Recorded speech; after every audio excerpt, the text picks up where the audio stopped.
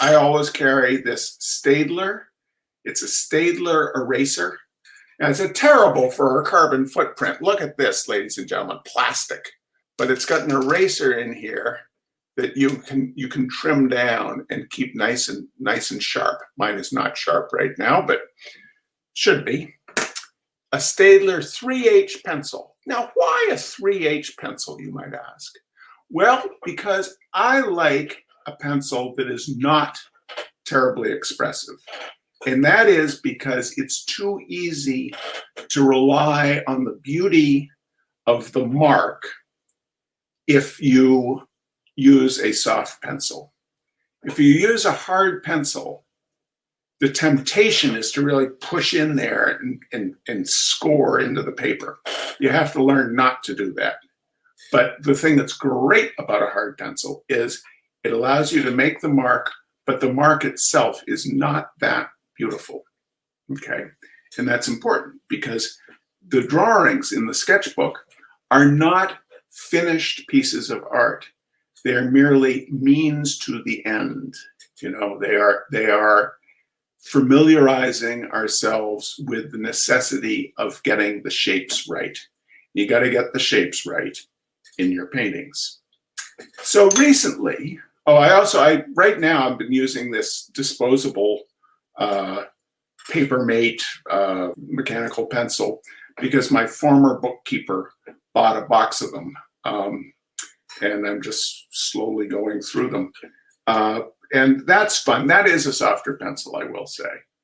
Anyway, I wanted to show you the last couple of weeks. You know, I took the train down to Texas to see my beloved. So I brought this little sketchbook with me and did some sketches en route.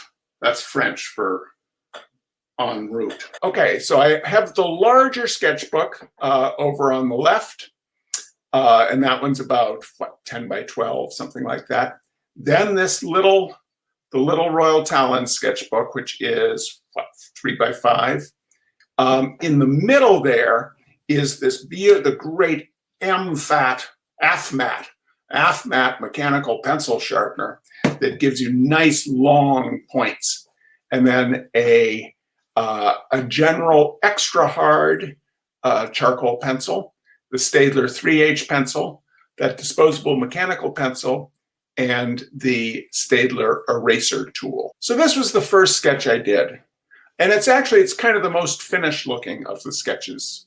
And this is one of the scary things, ladies and gentlemen. I'm going to show you unedited the contents of this sketchbook because the thing I want you to take away from this is these aren't finished drawings. These are sketches. Anyway, this was sitting outside Chicago Union Station. And, you know, in such a resolutely mechanical, man-made world, it's all these sharp lines.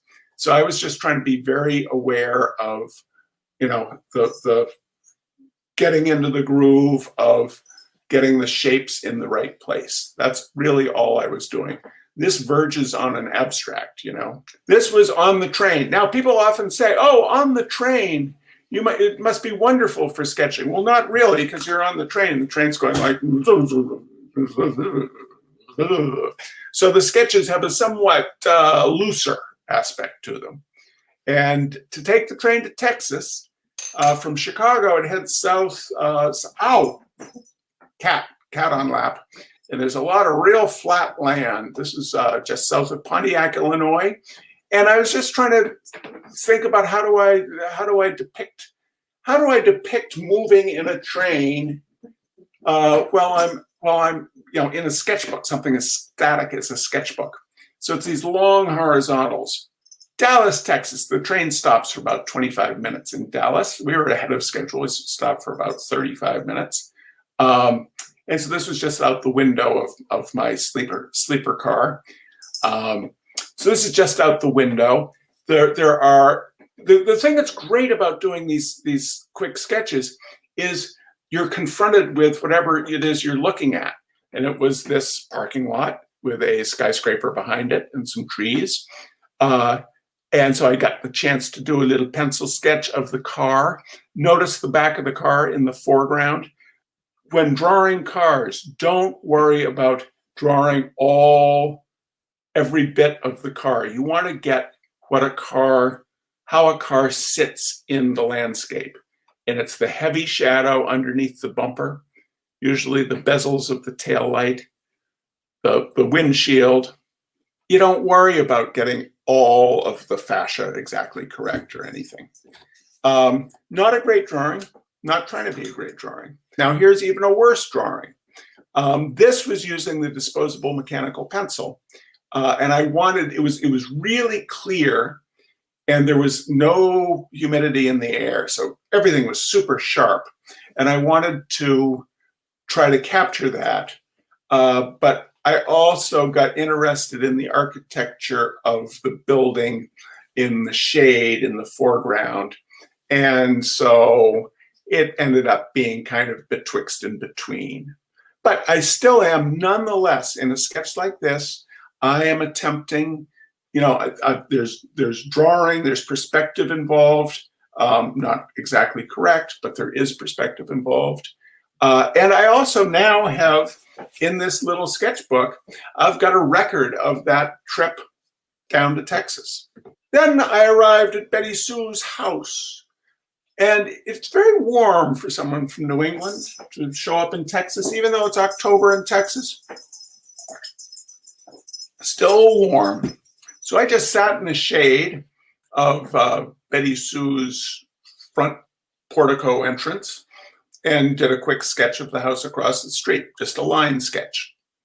Getting the angle of the peaked roof, I didn't get it quite right. It's a little steeper than the real thing was, but it's wonderful practice. Just getting the shapes, just laying it out there, Then the next day, I think it was warm, and so I didn't go out until late in the day. And the sun was going down, and there wasn't a hell of a lot to sketch, but I did like the angle of the cornice, and I liked apparently I really liked the shape of the pot in the foreground. So I think I got the angle a little bit wrong. It's a little bit tilted toward us.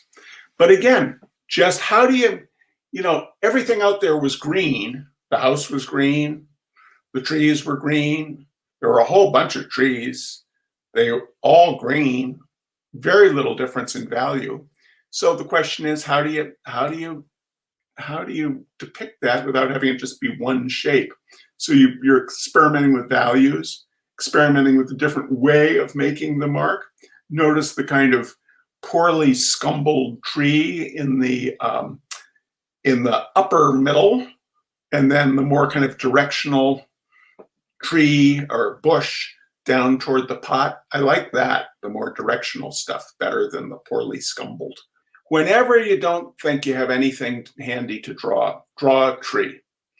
It's such an instructive thing to do because they're so much more complex than we think they are. All I was trying to do was get a rough representation of what I was looking at. What I ended up learning was a lot about how those branches come off the tree trunk, so that there are very often we'll do a branch comes out on the left, a branch comes out on the right, so you end up with this kind of strange bottle brush look to tree drawings. I did these two sketches toward the end of my time in Texas. I spent the time on these sketches, these being, let's say, half-hour, 45-minute sketches, spent the time on these because I had spent the time doing the quicker ones and was feeling like I'd gotten kind of my sea legs back. And so I would encourage you to have a couple of sketchbooks.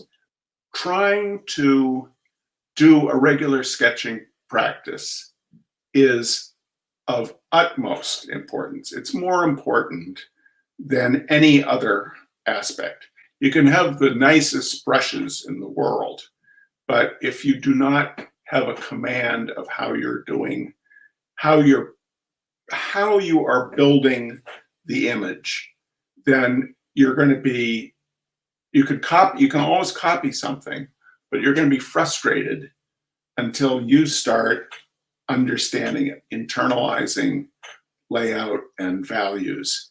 And you do that best through sketching.